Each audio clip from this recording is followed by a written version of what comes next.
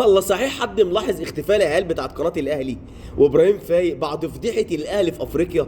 محدش حتى نزل بوست على صفحته.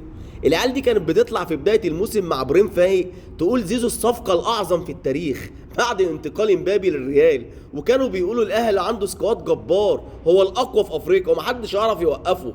ولما كانوا بيتسألوا عن المنافسة كانوا بيقولوا الزمالك بره الصورة خالص، المنافسة بين الاهلي وبيراميدز لان بيراميدز خد مكان الزمالك.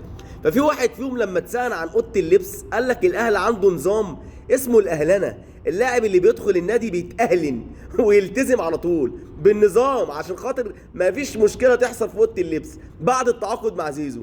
محدش شايفهم دلوقتي بعد خروج الاهلي وبيراميدز من افريقيا، وان بيراميدز اللي كانوا بيقولوا خد مكان الزمالك دلوقتي بينافس في الدوري على التاني والتالت خلف الزمالك. الزمالك بوظ عليهم سبوبة صفقات القرن زيزو وبن شرقي وتريزيجيه وبن رمضان بتاع الدوري الانجليزي اللي كانوا بيضحكوا بيهم على المغفلين اللي بيشجعوا الاهلي.